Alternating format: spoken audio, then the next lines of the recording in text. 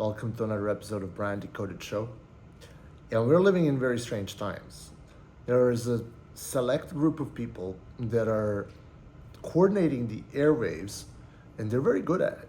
And they're social media elites, and there's plenty of them. They're probably someone that you watch every day, whose content you read daily, because they somehow always manage to find a way how to get in front of your face. And social media elites are very powerful. People don't really understand how exhaustingly powerful they are because they are shaping the reality of the digital world. And these individuals are coordinating their efforts in order to get into your perception, into your sphere of attention. They manage somehow to get into your feed and abuse this concept of parasocial relationship where you listen to them over a longer period of time, and because you've been consuming their content, you think like you know them, almost feel like they are your friend. And this concept is being utilized by this elite group of people to make multiple six-figure dollar, even seven, eight-figure dollar businesses on the sheer power of the content alone. That's because they've learned how the platforms work. And when I say platforms, I don't mean YouTube. I mean platforms in general. We're talking about LinkedIn, Twitter, YouTube, Facebook, Instagram, TikTok. We could call them influencers, but the influencers don't really influence much. It's a derogatory term on the internet. I would like to make a separation between the social media elites and influencers, because influencers, they might have a vanity metric audience. Someone went viral a couple of times on TikTok and they have like a core fan base or something like that, but they're not really elites. They're not content elites or social media elites that are out there that are not only making multiple six, seven figure businesses through content alone, but they're also shaping the culture. They're changing the thoughts. And I'm not going to name names here. I don't want to give some people credence or legitimacy and calling them a social media elite, but you can recognize them. You can see that they have over 1 million subscribers on YouTube or multiple millions of followers on Instagram. They are shaping the culture in which we live, and they're doing that single-handedly because they've practiced a lot of things that are not readily available. They weren't readily available to people or humans like short 30 years ago because the media was not so accessible. You couldn't pull up a camera out of your pocket and record a video like we're doing today very easily. And social media elites are well networked. It's a small group of people when you come to think about it, and everyone's 1-2 degrees level of separation from each other. And chances are they're all hanging out in the same WhatsApp and Telegram groups and boosting each other's posts and resharing it to their collective audience, because that's what tribes do. They are a part of a tribe, and it's very hard for other people to understand how these tribes operate. But over a period of time, I've been working really hard to network on social media. And it's a vast number of people, but they are still social media elite. Some of them are, because the amount of organic attention that they've been managing to get, and the way that they're playing the algorithms, that they're defying the platform's rules for their own benefit and for their own favor, and deplatforming their audiences to the newsletters allows them so much power that they can, at the click of a button, reach 100,000, 200,000, 300,000 people with a single email, and you can just see the orders come in like cha-ching, because they've played the game for a while, and it is almost like a video game for them. And I was unaware of this because for me, social media always felt like a boring, endless grind, something that I wouldn't want to do even if you paid me, until I started realizing that social media is actually these relationships at scale, and you can build your own personal reputation on the internet just by posting content. while it is hard for most. I can tell you, me hopping on a camera was not a natural thing.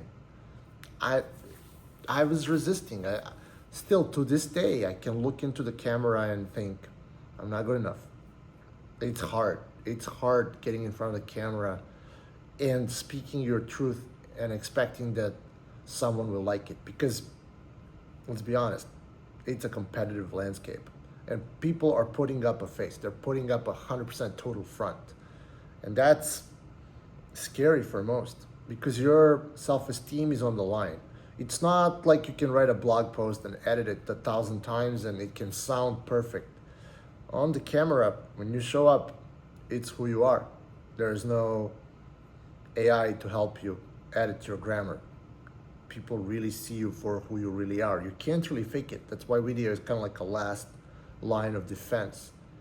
I'm just thinking right now, this video could be altered in the future with the help of AI and make me things that I've never said. It just crossed my mind as an interesting concept. When the deep fakes arrives, etc., how will we know who is the person behind the camera? Is the artificial intelligence or is it a real human? Because AI is getting there fast. And like 2.5 years ago, ChatGPT came out, like left everyone shocked, and now we're bracing ourselves for the next iteration and the next iteration. How do we determine what is real? Am I really talking to this camera? Those questions are really going to be real. But social media elites, they do have these blue check marks. They do have large followings. They have their seat at the table. And all these connections are just like dots on a spreadsheet, a collective spreadsheet of social media platforms. And the content is accelerating. You can get content published and written out faster than you could ever do it before. In a click of a button, you're producing media. And how do you know if you're retaining attention, if you're not playing that game? Because the platforms, they don't care if the AI created content or not. The only thing that they care about is retention. Are they retaining attention of their audience? Are they making them stay on platforms longer? Are they selling them more ads and getting more into their face? So all of these things together are forming this very weird ecosystem, and I feel like I stumbled upon it. I'm really deep down this rabbit hole, and I met some of these guys that I'm talking about in person and online, and it just blows my mind. But they've been playing it like a game, and every impression adds up. It adds up into a narrative that you're trying to build. It adds up into the puzzle of your own media empire that you're creating. Or just in my case, I'm looking to get more clients and customers just by sharing my thoughts and my ideas, so I don't have to, do cold DMs or do outreach and send cold email marketing campaigns. These things are not authentic. We want to work with people that we can resonate with. And if someone resonates with my message and wants to work with me and my company, that's pretty much all that I want to do. And that's what's happening these days. People just show up on camera and they talk and they present themselves hoping that someone would buy from them. But there's also this metaphysical part of me connecting with real people, making real friends, and feeling less alone. Even when you're making a video, and if you manage to retain the attention, that's a skill in and of itself. I think a lot of my peers in social media circles, they're saying, I wish I was like Brian. They could just pull out a camera and talk into a camera. Most of the speeches that other creators do are heavily scripted. I'm writing these scripts every day as I drop 1,000 words a day.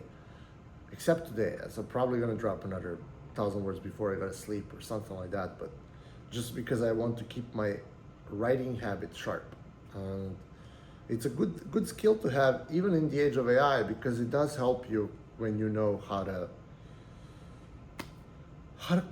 craft a compelling narrative, because AI is only going to amplify the things you already know.